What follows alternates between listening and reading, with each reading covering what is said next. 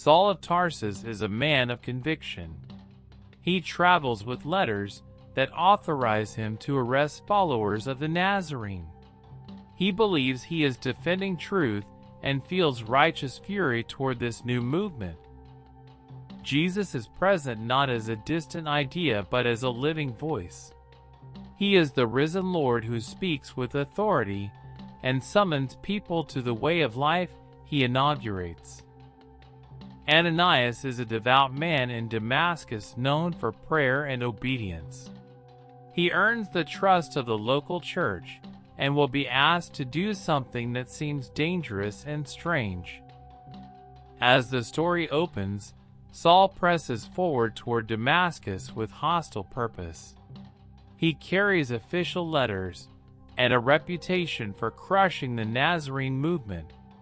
His companions mirror his resolve, and the road ahead is hot, dusty, and full of intent. In that very moment, a light from heaven suddenly surrounds Saul, brighter than the sun. His companions are terrified. Saul falls to the ground because the light exposes more than his body. It unmasks his heart and authority. The road becomes a courtroom of grace. Then a voice speaks to Saul, asking, "Saul, Saul, why do you persecute me?"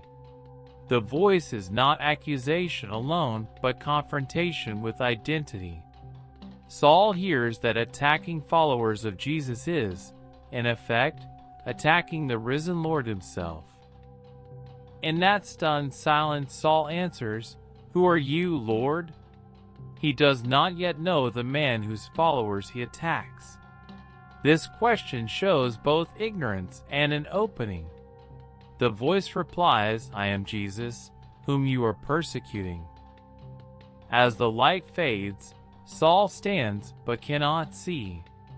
His sight is taken, and the men with him lead him blind into the city.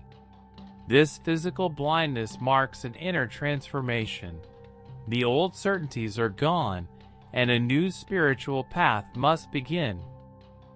When news of Saul's arrival reaches the believers, they are startled and afraid. They remember his reputation for tearing families apart with arrests. Fear multiplies because the man who once hunted them now sits helpless among them, blind and alone. Days pass, and then, while Ananias prays, the Lord speaks to him in a vision. God tells him to go to the house where Saul is staying and lay hands on him. The command shocks Ananias because Saul is known as an enemy of the church. At first, Ananias objects. He tells God about Saul's cruelty, how Saul has authority to arrest and punish. God answers that Saul is chosen to carry his name before Gentiles and kings, and to suffer for the sake of the gospel.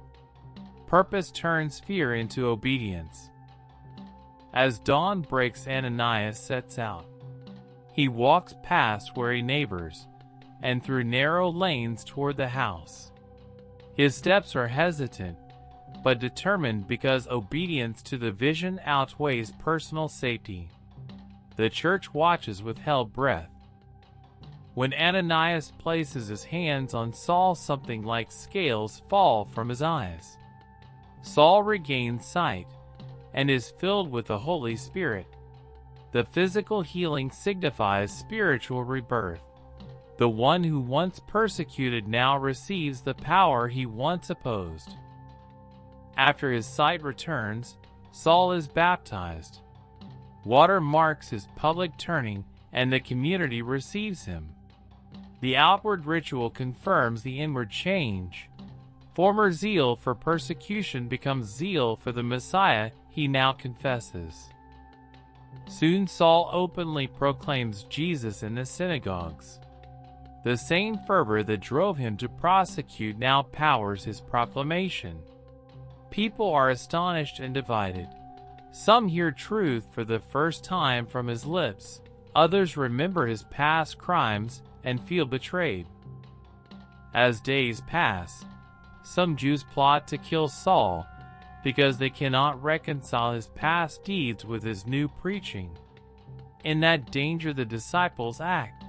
By night, they lower him in a basket through the city wall, ensuring his escape. The community protects the instrument God uses. Later, Saul goes to Jerusalem to meet the apostles, but they are afraid of him. They remember his earlier persecution. The story shows how conversion does not erase consequences instantly. Trust must be rebuilt, and the community discerns carefully. At this point, Barnabas, a respected leader, stands up for Saul and tells the apostles how Saul boldly preached in Damascus. Barnabas's advocacy bridges suspicion and allows the church to take a step of faith in welcoming Saul into their mission.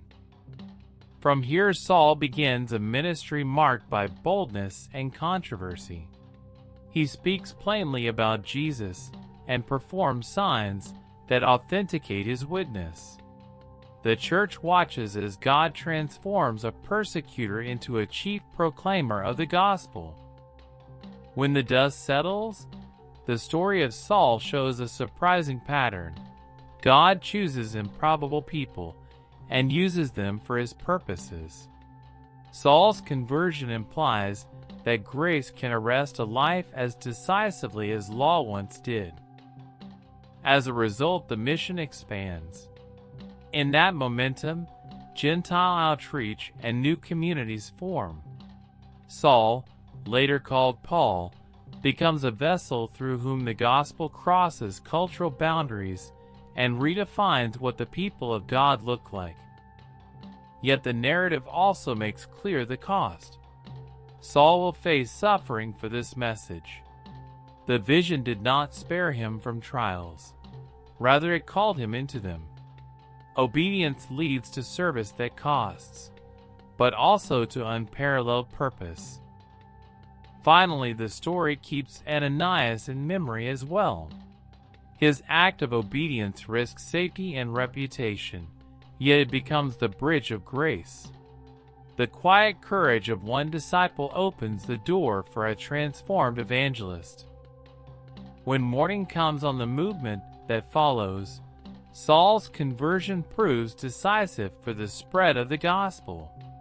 It teaches that God can repurpose zeal, that a persecutor can become a missionary, and that the church must sometimes risk trust to receive God's work. In the end, Acts 9 teaches that conversion is more than belief. It is the reorientation of a life toward Christ, often at great cost. Saul becomes an instrument for Gentile mission, and suffering follows his calling.